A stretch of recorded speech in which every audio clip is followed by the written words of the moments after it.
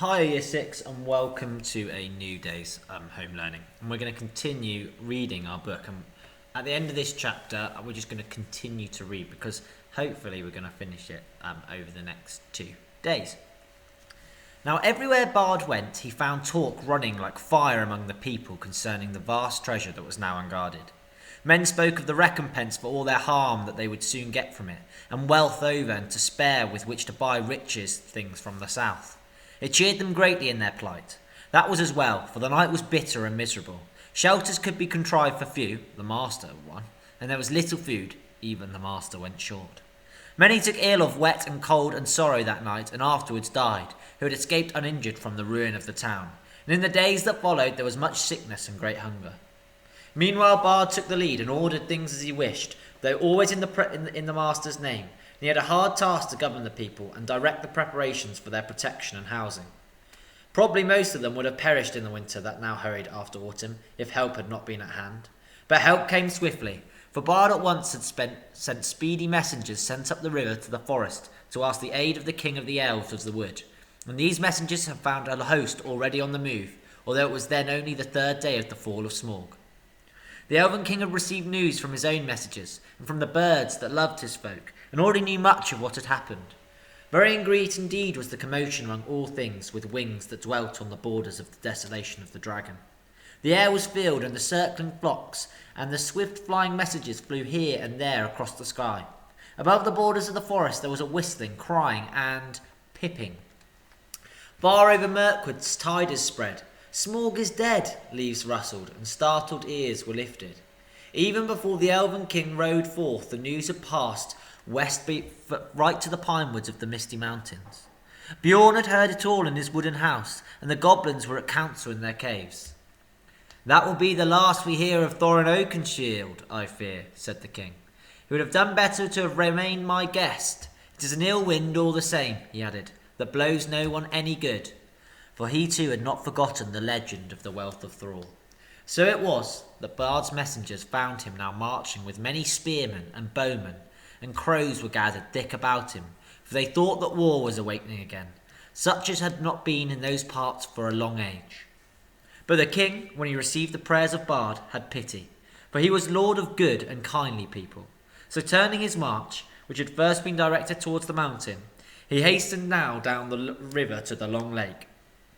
He had not boats or rafts enough for his host, and they were forced to make a slower way by foot, but the great store of goods he sent ahead by water. Still, elves are light-footed, and though they were not in these days much used to marches and the treacherous lands between the forest and the lake, their going was swift.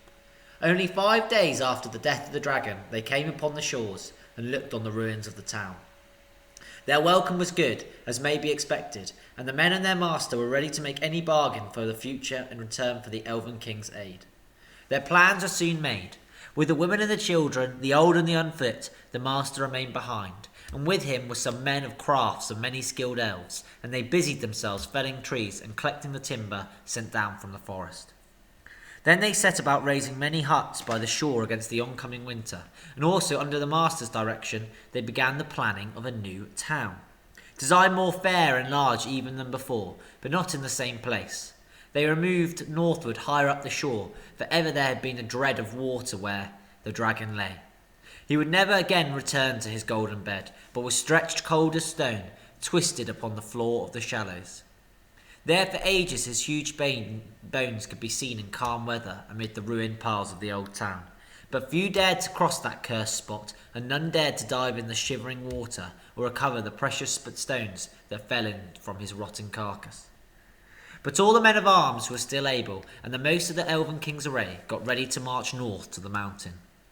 It was thus that in elven days from the ruin of the town, the head of their host passed the rock gates at the end of the lake and came into the desolate lands. Okay, and you can see there that there's the Smaug at the bottom of the lake. So, let's continue reading chapter 15, The Gathering of Clouds. Now we will return to Bilbo and the dwarves. All night one of them had watched, but when morning came, they had not heard or seen any sign of danger. But even more thickly the birds were gathering. Their companies came flying from the south, and the crows that still lived about the mountain were wheeling and crying unceasingly above. "Something strange is happening," said Thorin. "The time is gone for autumn wanderings, and these are birds that dwell always in the land. There are starlings and flocks of finches, and far off there are many carrion birds, as if battle was afoot." Suddenly Bilbo pointed. "There is that old thrush again," he cried. "He seems to have escaped when Smaug smashed the mountainside, but I suppose the snails have." Sure enough, the old thrush was there, and as Bilbo pointed, he flew towards them and perched on a stone nearby. Then he fluttered his wings and sang. Then he cocked his head on one side, as if to listen, and again he sang, and again he listened. "I believe he's trying to tell us something," said Balin, "but I forgot to follow the speech of such birds. It is very quick and difficult. Can you make it out, Baggins?" "Not very well," said Bilbo. As a matter of fact, he could make nothing of it at all, but the old fellow seems very excited. "I only wish we had a raven," said Balin. "Thought you did not like them. You seemed very shy of them when we came this way before." "Those were crows, and nasty suspicious-looking creatures at that, and rude as well. You must have heard the ugly names they were calling after us, but the ravens are different. Used to be a great friendship between them and the people of Thrall. They often brought us secret news, and were rewarded with such bright things as they coveted to hide in their dwellings. They live many a year, and their memories are long, and they hand on their wisdom to their children. I knew many among the ravens of their rocks when I was a dwarf lad. This very height was once named Raven Hill, because there was a wise and famous pair, old Kark and his wife, that lived here about the guard chamber. But I don't suppose that any of the ancient breed linger here now." No sooner had he finished speaking than the old thrush gave a loud call and immediately flew away. "We may not understand him, but that old bird understands us, I'm sure," said Balin. "Keep watch now and see what happens." Before long there was a fluttering of wings, and back came the thrush, and with him came a most decrepit old bird. He was getting blind, he could hardly fly, and the top of his head was bald. He was an aged raven of great size. He alighted swiftly on the ground before them, slowly flapping his wings, and bobbed towards Thorin. "O Thorin, son of Thrain, and Balin, son of Fundin," he crowed, and Bilbo could understand what he said, for he used ordinary language, and not bird speech. "I am Roke, son of Kark. Kark is dead, but he was well known to you once. It is 100 years and 53 since I came out of the egg, but I do not forget what my father told me. Now I am the chief of the great ravens of the mountain. We are few, but we remember still the king that was of old. Most of my people are abroad, for there are some great tidings in the south. Some are tidings of joy to you, and some you will not think so good. Behold, the birds are gathering back again to the mountain of the Dale, from south and east and west, for word has gone out that Smaug is dead." "Dead? Dead?"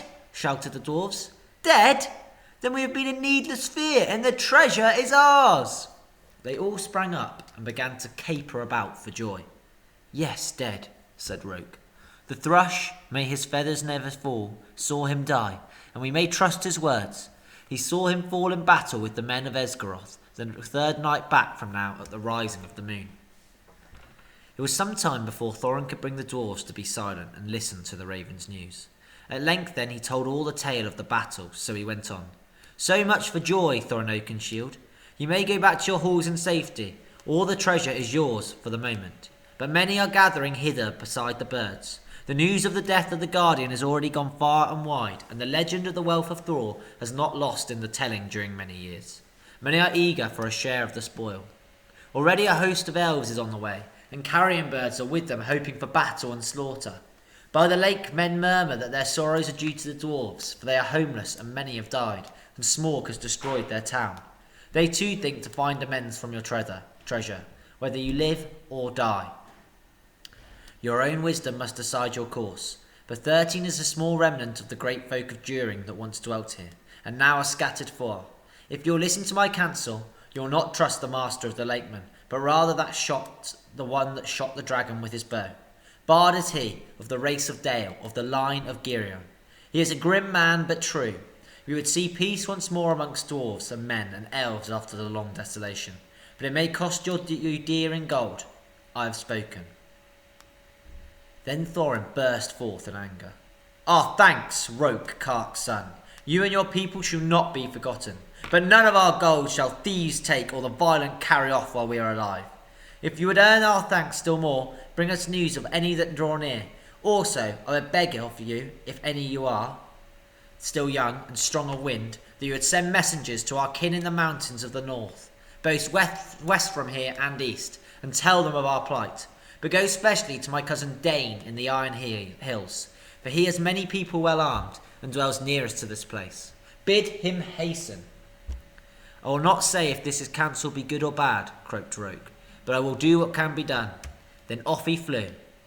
Back now to the mountain, cried Thorin. We have little time to lose. And still food to use, cried Bilbo, always practical on such points. In any case, he felt that the adventure was, properly speaking, over with the death in the dragon, in which he was much mistaken, and it would give him much of his share of the profits for the peaceful winding up of these affairs. Back to the mountain, cried the dwarves as if they had hurt him. So back he had to go with them.